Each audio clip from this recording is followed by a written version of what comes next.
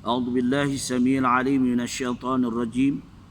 Bismillahirrahmanirrahim. Alhamdulillahirabbil alamin. Wassalatu wassalamu ala Rasulillah wa ala alihi washabihi wa man tabi'ahum wa wala. Subhanaka la 'ilma lana illa ma 'allamtana innaka antal alimul hakim. Rabbi shrah li sadri wa yassir li amri wahlul 'uqdatam min lisani yafqahu qawli. Allahumma iftah hikmataka wansur 'alaina min ghada'ini rahmatika ya arhamar rahimin. Rabbi yassir wa la tu'assir wa tammim bil khair. InsyaAllah pada pagi ini sambungan dalam kitab Zainut Talib, iaitu berhubung tentang semat solat, iaitu menghadap kiblat. Apa yang dimaksud dengan menghadap kiblat? Iaitu wajib menghadapkan sekalian badan berbetulan dengan kiblat, iaitu dengan cara dada kamu. Ya, dada kamu menghadap kiblat ke arah kiblat, iaitu Kaabah pada ketika berdirinya daripada duduknya. Dan jika sebahagian daripada badan tidak berbetulan dengan kiblat, umpamanya dada atau mukanya tidak menghadap ke arah kiblat ketika berdiri atau duduk, maka sembahyangnya tidak sah. Jadi dada ni penting, dada ni. Kadang-kadang sembahyang kita tersengit gitu ya. Waktu tahiyat akhir tersengit ya. Jadi dada tu tepat pada kiblat ya. Bagaimana Allah menyatakan, wa min haitsu kharajta fawalli wajhaka syatral masjidil haram wa innahu lal haqqu min rabbik wa ma Allahu bighafilin amma ta'malun. Dakkah hadapkanlah wajah kamu, dada kamu ke arah kiblat. Wa min haitsu kharajta fawalli wajhaka syatral masjidil haram wa haitsu ma kuntum fawallu wujuhakum syatrahu li alla yakuna lin-nasi 'alaikum hujjah illa alladhina zalamu minhum fala takhshawhum wakhshawni wa li utimma ni'mati 'alaikum wa la'allakum tahtadun. Jadi kita nak sembahyang tu kena hadapkan dada kita. Kalau kita naik kenderaan, naik aeroplane, kapal terbang ya. Itu kata pilot, kita buat hadap kiblat. Kita tahu tengok suruh tu. Ya, kalau terbang tu ada apa ni, panduan untuk kiblat. Kita sembahyang, tak. Kita sembahyang di corner sana, corner sini. Itu tak jadi hal. Jangan kita pula ikut corner. Ya, yang telah lalu kita mengatakan. Juga kita di dalam kapal. Kita dah tahu kalau kiblat macam tu, Allahu Akbar bila takbiratul ihram itu, maka kapal tu berpusing mana pusing, kita jangan ikut pusingnya.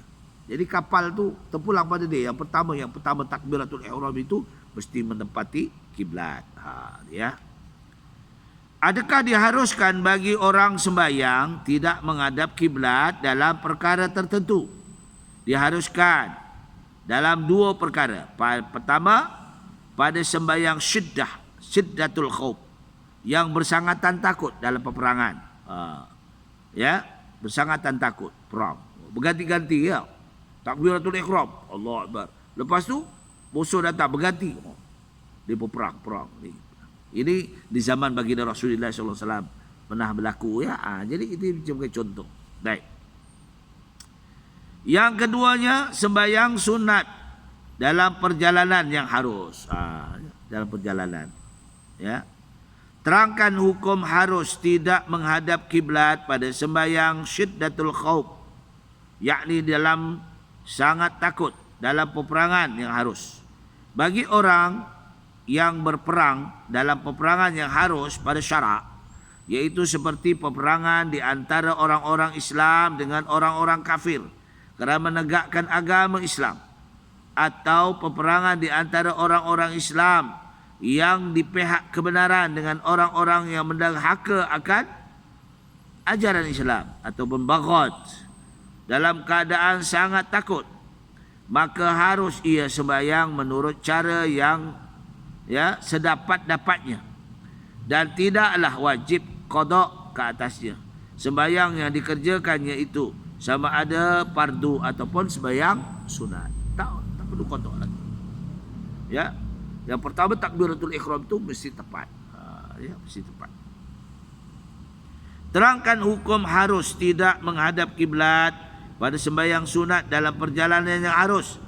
Bagi orang yang dalam perjalanan yang harus seperti melawat ziarah, ya, melawat keluarga, melawat keluarga, saudara mara, bukan kerana maksiat atau tidak ada tujuan yang lain yang bawa kepada kemungkaran, adalah harus ia tidak menghadap kiblat pada sembahyang sunat, bukan sembahyang fardu, iaitu dengan cara ia menghadapkan ke arah kiblat dulu. Ya, ditujukan mula-mula pada takbiratul ihram. Dan jangan ia berpaling ke arah yang lain kecuali kepada kiblat. Maka jika ia berpaling kerana yang lain, ada sebab yang lain, maka batal. Tapi kalau dia ikut kenderaan, ya, dipusing-pusing, kita dalam perjalanan yang harus, maka boleh, itu tak batal. Bagaimana cara orang yang dalam perjalanan yang ia dalam kenderaan?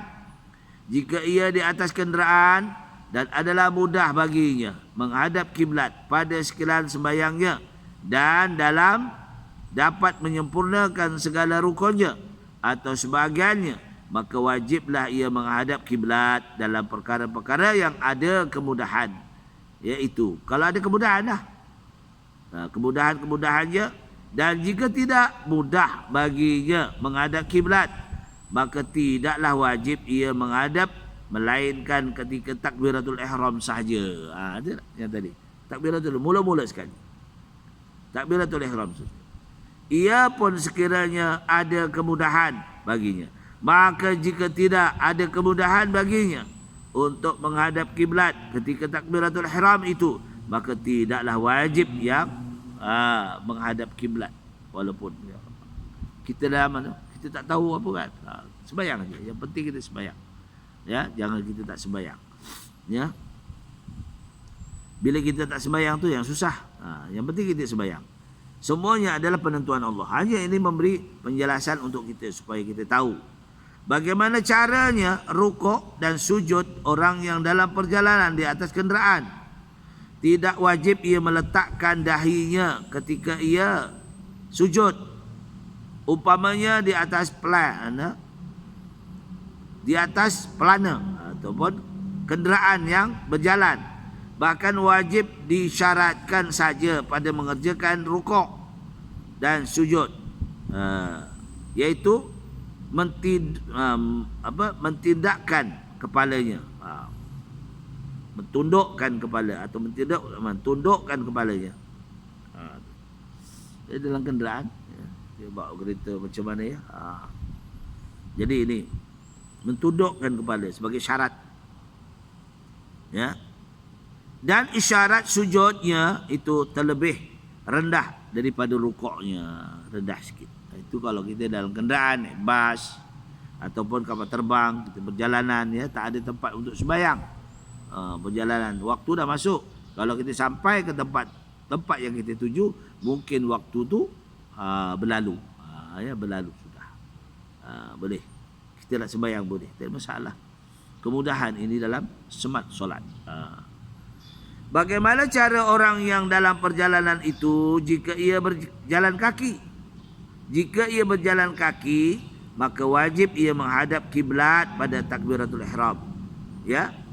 Rukuk, sujud dan duduk di antara dua sujud, dan wajib ia menyempurnakan rukuk dan sujud itu, dan jangan ia berjalan di dalam sesuatu, ya, sesuatu daripada rukun, bersalahan daripada suatu rukun sembahyang itu, kecuali pada ketika berdiri qiyam, berdiri, ya, i'tidal, ya, ataupun tasyahud dan salam. Dia maknanya kita bila kita menghadap kiblat tak mampu. Tapi kalau kita musafir berjalan kaki, kita tuju kiblat saja, dia sembahyang, ya. Kecuali dia tak mampu untuk duduk iftiras, ada banyaklah namanya rukhsah, kemudahan di dalam sembahyang, ya, kemudahan di dalam sembahyang. Jadi yang penting kita melaksanakan sembahyang itu menepati cara rukuknya, cara i'tidalnya, ya. Sebab apa? ada yang dibolehkan disebabkan sesuatu yang kita tak boleh mampu untuk melakukannya. Macam tadi, dikhawatiri kita naik bas ekspres misalnya. Ya. Ekspres tiba-tiba sampai bas ekspres itu perjalanan sangat jauh. Ya. Mungkin zuhurnya. Tapi kalau bas sekarang pun dia mungkin berhenti tempat solat, dia tak ada masalah. Kalau kita naik kapal terbang, jadi nak berhenti tempat solat kat mana? Jadi boleh, dibolehkan dengan cara duduk. Kalau berdiri pun tak boleh juga cara duduk. Ini kapal terbang yang biasa lah. Kalau kapal terbang pergi Mekah tu, di belakang tu ada tempat solat. Jadi, tak besar lah, boleh berjemaah 2 orang. Ya.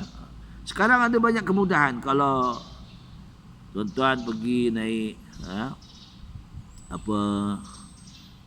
naik kereta api ataupun ATS. Sekarang ada ni tempat solat, boleh seorang. Kita boleh sembahyang. Kalau perjalanan lebih daripada 2 mahalah, kita boleh jamak terus, tak masalah. Kalau naik ATS, ya, ada sebelahan dengan, kita selalu beri sebelahan dengan tempat kantin. Sebelahan dengan kantin tu ada. Sembayanglah, jangan tak sembayang. Kemudahan sekarang banyak, tuan-tuan muslim-muslimat. Ya, kalau kita musafir pun, kalau kita pergi stesen minyak, tetapi stesen minyak semua ada tempat solat. Jadi masalah lah, tak ada masalah. Yang masalahnya kita malas saja. Masalah. Kalau kita rasa perjalanan kita jauh daripada 2 marhalah, maka kita boleh jamak dan qasar. Inilah kemudahan ya yang kita bukan dalam semat solat. Gitulah kehidupan kita kena jaga. Ibadah itu paling dijaga. Tambahan solat itu merupakan asas tiang agama. Ni kadang-kadang kita tak solat, itu yang rugilah. Jadi perkongsian untuk perjalanan kehidupan kita, solat 5 waktu jangan ditinggalkan. Sekarang ini ya, di masjid tidak boleh kita solat. Kita boleh solat di rumah berjemaah. Jadi kita boleh saja. Yang penting jangan tak solat. Tidak. Tak itu perkongsian daripada ini, iaitu semat dalam solat. InsyaAllah kita sambung pada masa akan datang berhubung dengan semat dalam solat. Aku liqauli hadza astaghfirullahalazim wa lakum wa billahi taufiq wal hidayah. Wassalamualaikum warahmatullahi wabarakatuh.